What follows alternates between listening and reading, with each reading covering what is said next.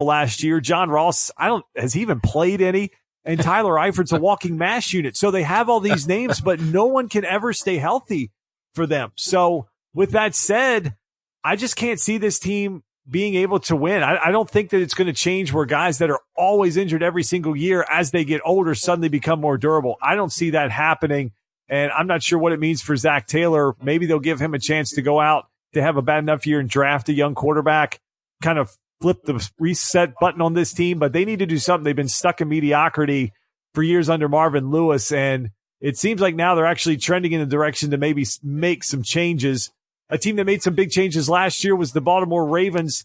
They seem to be all in on Lamar Jackson. Vegas kind of still likes the Ravens here. They have them at 8.5 as their over-under. So where are you going with Baltimore? 8.5 is an interesting one because this is a team I struggle with. And I think the AFC North, really beyond the Bengals, the AFC North is a division that I would struggle with because I think there's just so much intrigue in this division. I'm not even rooting for any of these teams, and yet I'm going to be highly interested. One of those teams is the Baltimore Ravens, not only for the fact that you have Lamar Jackson running point, and you wonder, is he going to get 200 yards through the air and another 100 with his legs week in and week out? It's hard to say now that you've brought in a guy like Ingram.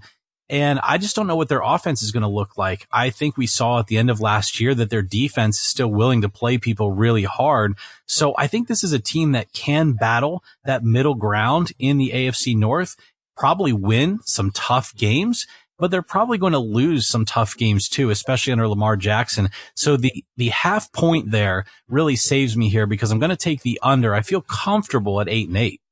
Yeah, that's exactly where I have them 8-8. It just feels like a team with what I saw last year when they turned around and played the Chargers again in the playoffs after they had just gone into LA and they won that tough game against them. And it's like once they saw Lamar Jackson on film, they had no answers through the first three quarters. And it was really just turning him loose in the fourth that they even made a game of that.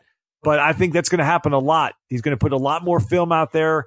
They're going back in time with what they're trying to do with football. Everybody's airing it out, and they're just signing tight ends and running backs galore here to build around him. Really what we talked about years ago that someone needed to do with Tebow to give him a shot. You got to build the actual team around him. I just don't know. I don't have the confidence that's going to work.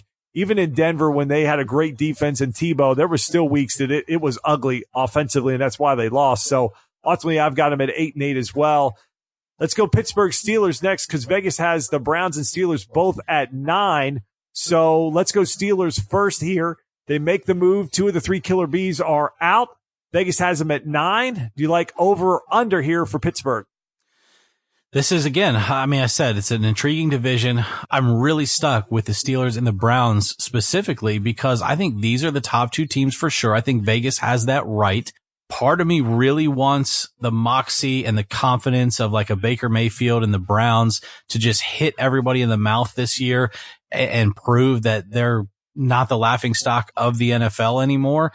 I just don't know if it's going to be this year or next year. However, they have a roster that in some ways seems like a ticking time bomb. Even Baker Mayfield himself sometimes seems that way. But you've got OBJ, Jarvis Landry. You've got some running backs either with Chubb there now or Kareem Hunt coming later. I feel like you've got pieces in place where you need to take advantage of everything you've got right now, especially with Baker on such a young part of his deal. I mean, just go all in.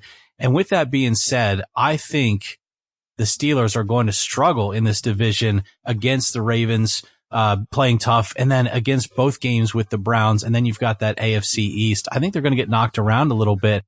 I don't know where the Steelers fall. I mean, Big Ben has to be their leader now. Obviously, you've got Juju Smith-Schuster that needs to step up. Where are James Conner going to fit into this?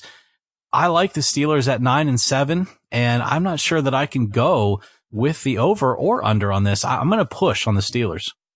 I went over. I got them at 10-6. I just think they're going to be a highly motivated team now that AB's out of the building. And I think maybe you'll see a different leader in Ben and he'll finally mature and finally step up and kind of reset the culture on this team because it had become a major problem. They had as much drama. We talked about this team how many weeks on the show last year? And it wasn't just Le'Veon Bell. Yeah. There was always something going on with this team.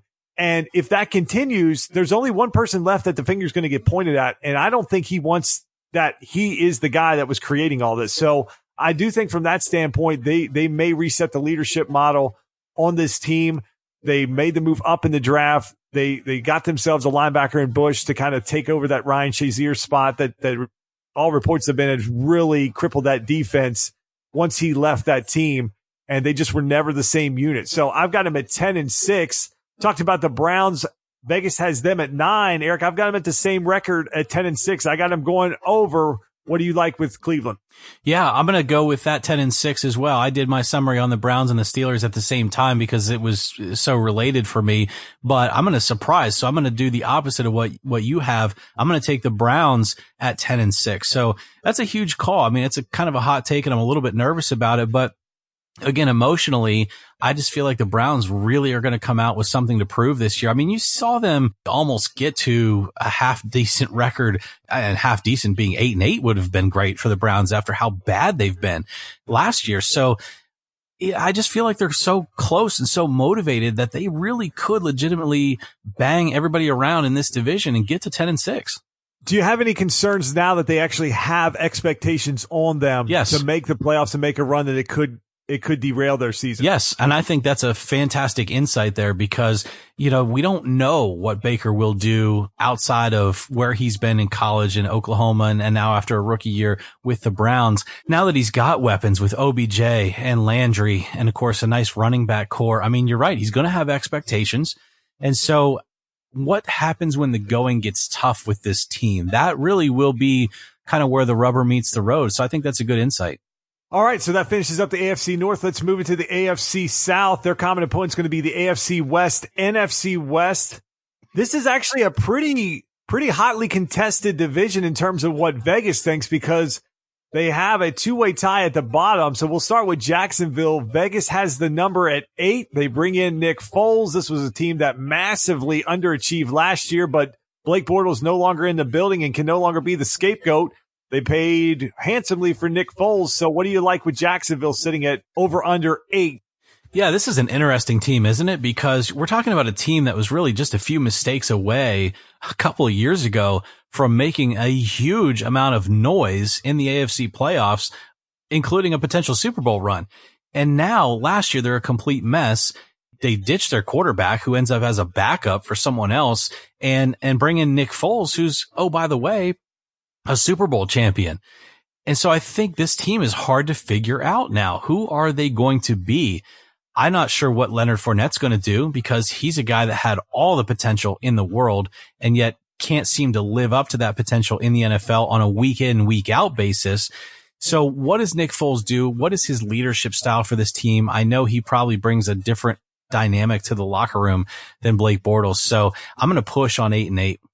I have the same way. I have them pushing at 8-8. I think they'll be an improved team, but you've still got a defense that is ultra confident and likes to talk and is not afraid to throw the offense under the bus. And we've seen that just doesn't always work and creates a lot of locker room issues. Now they just went through this and Nick Foles has a Super Bowl ring that most of these guys don't have. So maybe that settles this team down and they can build back up. So I've got them at 8-8, but I think they could be a sleeper team in this division. I just think after what you saw 2 years ago versus what you saw last year, you kind of got to go middle of the road with this team because you're not sure which way that this thing is going to go for them. Right. So let's talk about the Tennessee Titans. Vegas also has them over under set at 8. What do you like with Tennessee? I actually got to take this team down to the under. I don't think they're going to get there this year. I think for a couple of reasons. One, I think who they play with the AFC and NFC West works against a team like Tennessee, not only for the fact that there's some tough teams in those divisions, but they're also going to get battered around a little bit in their own South division of the AFC. So I just think this is a team that just doesn't have all the right pieces in place to be able to hang with that kind of schedule. The other thing is they're in a division where the Texans they've got to have better expectations than the last couple of years where they're just kind of, are we the AFC South leaders or are we not? Are we or are we not? They have to perform up to the standard of the roster that they have, especially with Deshaun Watson, JJ Watt. I mean, there's just so much potential there that I think the expectations are going to be there. Same thing goes for the Colts. There has to be expectations. Now, I know Andrew Luck is potentially talking about injury again, but Luck, it's time to put up or shut up in some of these teams. I think that works against a team like the Titans. I don't think they're going to win as many ball games as Vegas thinks they are. No, I don't either. I've got him under on this one as well. I've got him at 7-9, and that's only because I needed to find some more wins, and I didn't know what to really do with them. I like the fact that they got Adam Humphries, but I don't like the fact that one of their other guys on the outside is Tywan Taylor, who's not, again, a guy that's been super durable for them or super productive. He's just a guy that has these big moments, and then you don't hear from him for several weeks. And I'm not sure what to do with Marcus Mariota. He hasn't been able to stay healthy. Yeah. And then they've tried to keep him into the pocket.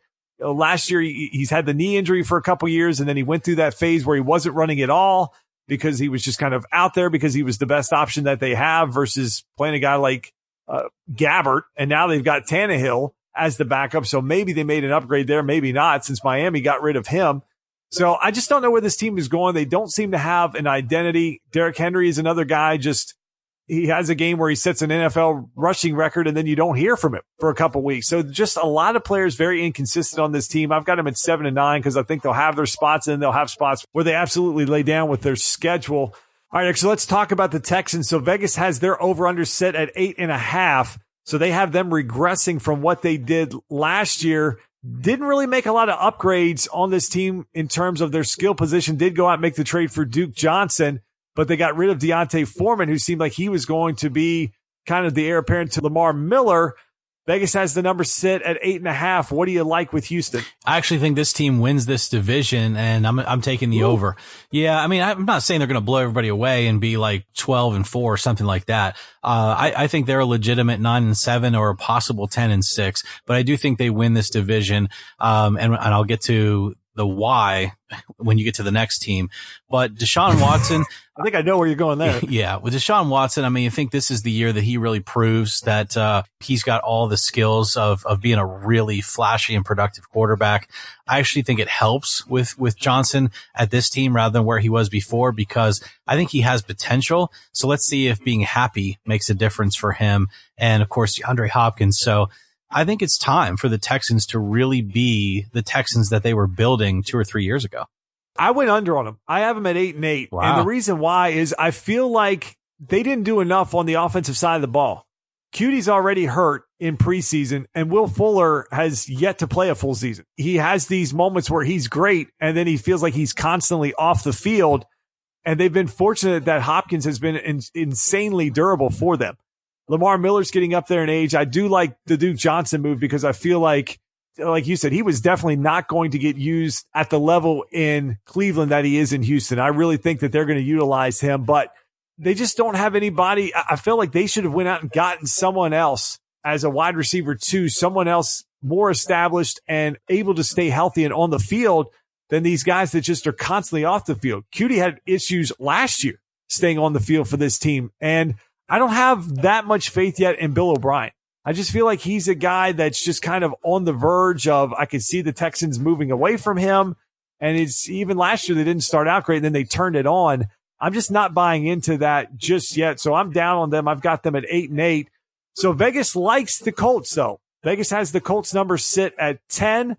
But as you pointed out, a lot of questions about Andrew Luck and that ankle and when he will be available, if he's going to play in week 1, how long he could potentially be out. Is it a high ankle sprain? So the Colts are at 10. I know you are not the biggest Andrew Luck fan. So what do you like with Indy here at their number at 10? I don't like it. I guess it's my bias. It's my Andrew Luck bias, but I'm looking at their roster too. And I just don't understand how we're getting to 10 with the schedule that they're going to have. I just don't see it. So I'll keep it short and sweet. I mean, Andrew Luck, he's potentially nursing an injury again. If he can't stay healthy, it's game over anyway. Jacoby Brissett is not going to take them far, although he does some things better than Andrew Luck does. But Marlon Mack is good in spots out of the backfield. But then, I mean, T.Y. Hilton, yeah, I understand. But they're casting off more wide receivers than they're taking in. You know, guys like Philip Dorsett, guys that you feel like could have been developed into really strong receivers. And they're bringing in Devin Funches, who are cast-offs from other teams instead, going with a 2 tight end set with Ebron and Doyle. I just don't understand how this team offensively is getting to 10 wins. So it's not there for me. It is for me though. I've got him at 10-6. And the reason why is I just feel like Andrew Luck has never really had the greatest of weapons around him. And he's figured out a way to get this team wins. And he's still